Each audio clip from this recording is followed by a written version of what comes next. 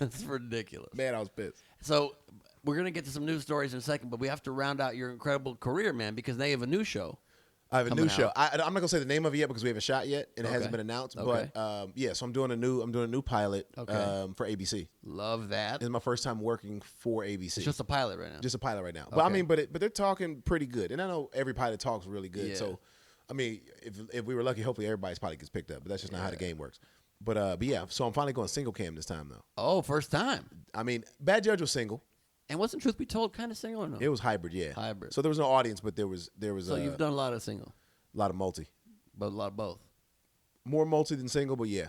So what's the big difference between the acting styles for you? And how does it change what you do?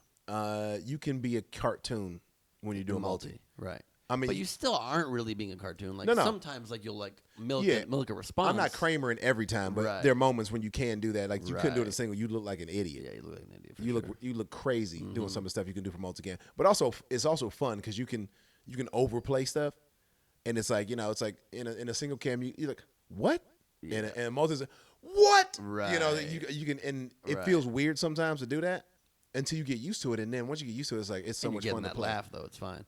But does it change your audition style? Because I feel like I'm always, even when I audition for multicam, I'm killing it in the room. I'm getting big laughs, but then I'm not getting it. I don't know what. You know what? I leave room a lot to let you know I know where the punchline is. You know what I mean? So casting whoever's watching, you'll pause a little extra, and leave that room, or make it so big that they got to go. Okay, he's very comfortable with this, right? And I can bring it back down if they want to, because that's the hardest part when people go like, can you go bigger? Right. And people get uncomfortable. Well, how big sometimes they want you to be, because even actually it's funny. Dalia was the first person that taught me that.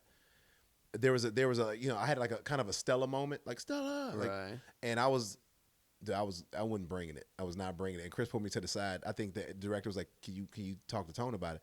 And so Dalia pulled me to the side, and he goes, "Dude, I know it's gonna feel weird, but it plays so well. And this is the format you do that on." He just kind of broke it down for me, and he kind of showed me what to do. And the next take is Stella. I mean, it feels silly, but it's like it does work. It plays. Yeah, it plays. plays. That room, and people are busting up. But I like single, man, because like every movie I've done, I get a chance to be more subtle. Yeah, and like sometimes the words don't matter. It's like it's in the eyes, it's in the emotion, it's in the, and you but can I feel also feel like these days acting, except for multi, I feel like any single camera acting, movie acting, even commercials, actors basically do nothing. Like I think I'm always doing too much in the room. Like if I'm watching actors trying to get better, what do you mean? Literally, they do nothing. Their face doesn't move. Their eyebrows don't move. A lot of yeah. It's just that's the hardest part. That's the hardest part. They put nothing on it. They're just there as a cog in the machine, as a tool to deliver in the can what the editor needs. Dude, I just worked with Lee Daniels for the first time. Oh, nice. Last year, I did a movie. Can I bring this up now? Yeah, please. I did a movie. I think I don't know if the title's changed yet, but when we shot, it was the United States versus Billie Holiday. Right, the Billie Holiday biopic. Yeah, and is that the one where you play Eva Longoria's husband? That's Sylvie. That's another period piece I did earlier. On your career. 2019, yeah. Amazing. And so, but dude, I'm doing this scene, and I get there, I got this crazy sex scene, man. I'm like naked, like I got a wife beater pulled up to my chest, underwear down to my ankles. I didn't even know I was gonna be doing that. Would you put a sock on your penis? Thank you for saying penis. Yeah, the cock sock. Cock sock. Yeah. Came off twice. Like I didn't tie it. What? I didn't tie it tight enough. No. And then the girl playing Billy, her name is Andre Day. Like she's the best. I actually saw her last night. She came to my show last night, and she goes, I was like, she goes, I think your sock fell off. I was like, no, it definitely didn't. I was like, but do you mind if I stay? Because I was like, I'm facing her. I was like, can I stay here until they bring a robe over? Because either you've already seen what I got, or 90 other people about to see what I got. So I'd rather just be you. And she was like, don't, just come here. She was super nice about it. She was dope. But get back to like lead. There's one scene I'm doing, and I'm like, and it's some cool shit. I'm leaning against this wall, and I'm taking a drag of a cigarette and everything, and I blow it, and I'm pimping her right now. I'm telling, because I play like this club owner pimp. And I'm telling her, I'm like, hey, I don't want you doing nothing else. You just sold out 3 shows in Carnegie. I'm doing doing this whole thing. And then Lee goes, great, cut. Come here. We got to do it again. I'm like, why you say great? I go back to the monitors. He goes, I need you to not move your face. Don't move your face. And it was the simplest note. Right. But as a comic, I'm used to facial expressions. I'm used to like selling selling what I mean, and walking around during your life, and just stillness. And then just stillness. He goes, just give me that reaction. He goes, how you delivering? I love it. Right. I love it. But he was like, you got to stay here in it. He goes, I know eyebrows, no, don't move your fucking face, Tone. Nothing on your face. And it took me probably 2 or 3 times to do it because I'm just so used to being, giving reactions and stuff. I think that's my biggest problem as an actor is like I have the beats figured out and I want to. I'm in the moment, but someone said something and I want to respond with like my eyebrows and I'm like want to really know I'm acknowledging. And everybody I'm watching on camera, they look like they're a statue with words coming out. They're like, and that has to be like great training because like it felt weird to do. But now I'm constantly thinking about it. So everything I do, I go, I can bring it down now. And then he showed to me. He goes, show me the last one. Show me the one where like I'm raising my eyebrows and everything.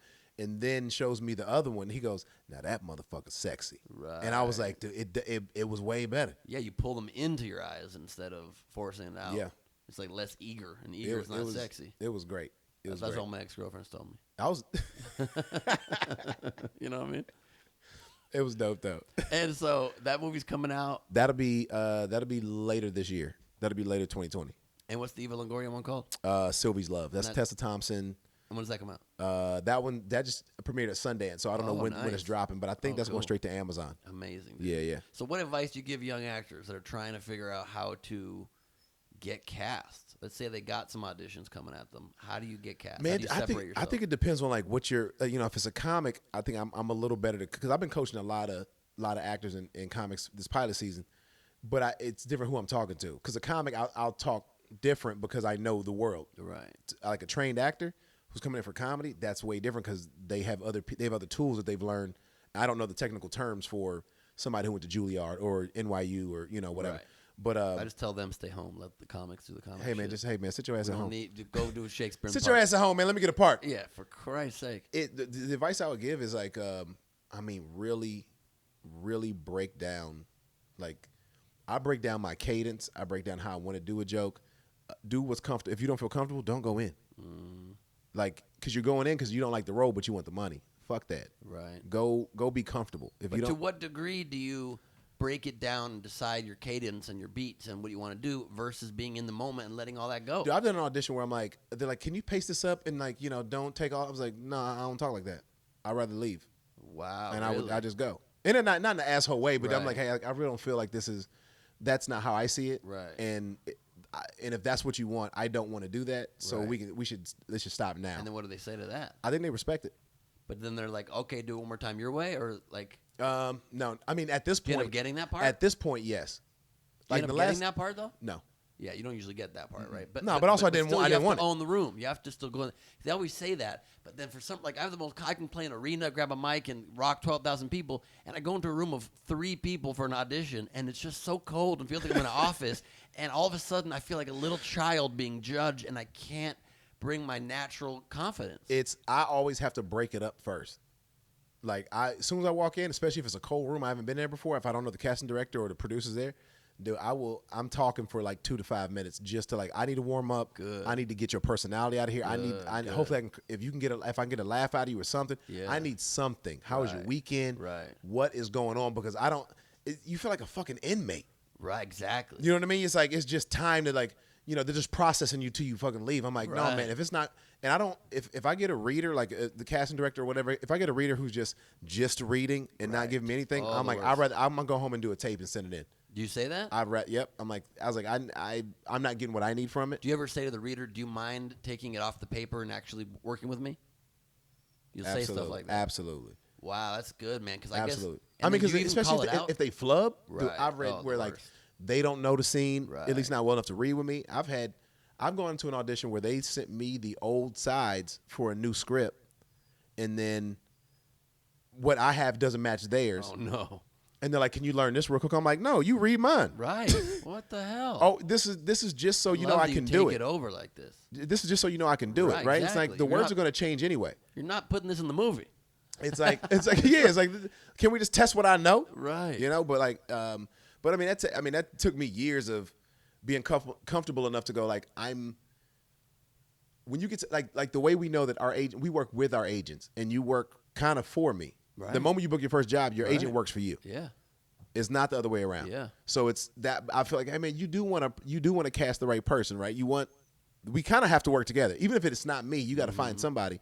So be open enough to fucking work on it. Do you ever call it out in the room what you're doing? Do you ever say, like, I want to warm up the vibe in here a little bit before we get going?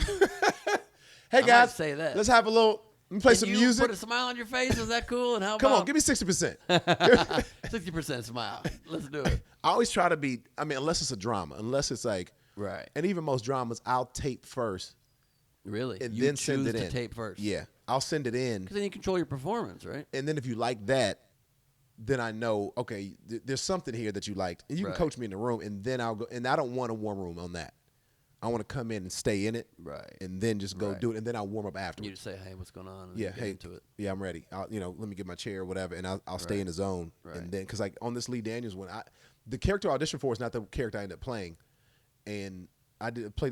It was this heroin addict that I went in for, and I know that tape was pretty fucking good. It's weird you didn't get that one because you did all the life research over years. Hey man, I was tapping these veins, man. You know how much syringes cost? That's expensive, dude. It's expensive. Went That's why through I grab them out of those used boxes. Went through a lot of spoons. Last week on